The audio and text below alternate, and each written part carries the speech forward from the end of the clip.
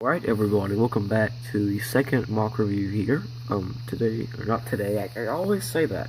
Here we're going to be looking at, new Solek here, which, in case you're wondering, no, I didn't take the real Solek apart. I would never do that, because, that's just, terrible. I wouldn't just one like that.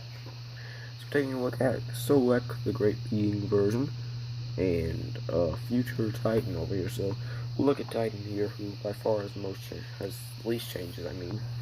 So what's new with him? Only three things. One, he has this robotic leg here. And then he has this kind of prosthetic arm thingy. It does not look very good. I just don't have a lot of silver pieces left. This doesn't come up with. And then he no longer is wearing the mask of creation, which you have to wait and we'll see how exactly he doesn't have that anymore in the story. He still has it, actually, he's just not wearing it. So yeah, that's all there is to show up with him. The main attraction of this video is Solek, the Great Being. Yes, Solek is a great being, in my timeline at least. So let me explain.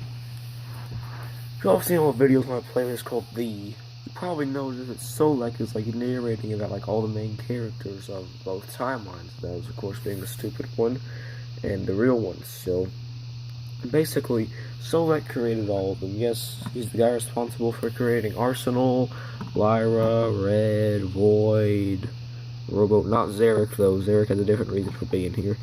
Takoro, Turok, Jowler, all of them. So yeah, kind of a big deal. He's extremely important, and he's kind of more of an antagonist than a protagonist. He's kind of in the middle. He'll be doing a lot of stuff in my new series, and this obviously isn't how he's going to look for a while. This is just his kind of great being form. Obviously, he has his Matoran form, which is just the original set, and it's far shorter than this.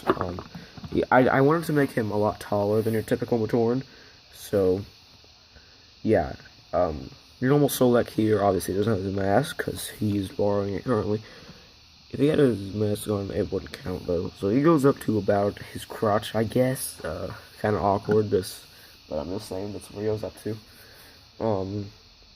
Yeah, this mock actually has my first custom torso ever. Well, my second actually. I don't know if y'all remember my old Matoro Mari revamp, not the one I made 2 weeks ago.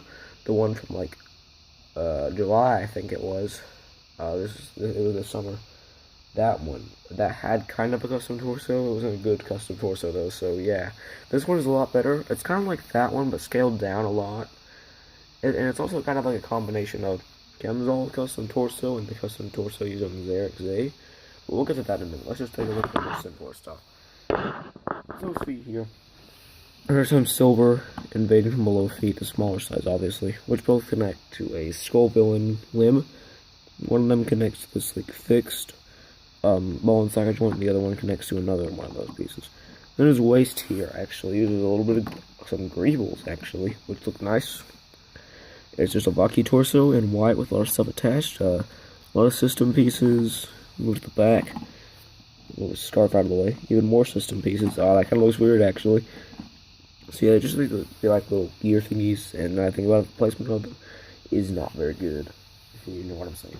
Yeah. I think it looks good though. The main torso here is a lot simpler. It's very simple actually. Believe it or not, this actually took me 2 hours to make because it was hard to make. So let's move his arm out of the way here so you can see it on the side. So yeah, it's just like Kemzol's custom torso design. It's based around that leg piece, which if I can find a mock that uses for that. Here we go. Kind of I don't know if you can see this, but on Matoro Mari here, you can kind of see that. So yeah, it uses that central idea, kind of does something different with it, kind of make it a lot smaller and kind of honestly less detailed. And on the back of it, there's just one gear, and on the front, obviously, there's a CCBS white armor plate with a gunmetal Hero Factory piece there. I would have made it silver, but I couldn't find it, so Speaking of which, y'all are probably thinking he's supposed to be Matoran or something, but he's obviously a great being in my story, like the main great being. I didn't want to make him as tall as a Toa, which is obviously why he's shorter than Titan. I didn't want to make him as small as a Matoran, which is why he's taller than the original Solek. So I just kind of scaled him up a tad bit, not too terribly, but yeah. His arms are also asymmetrical, but not by much. On this arm, just got like that armor piece right there, attached to the lower arm. The other arm here, there's no armor piece on it. Also, his leg and arm, oh crap, sorry about that.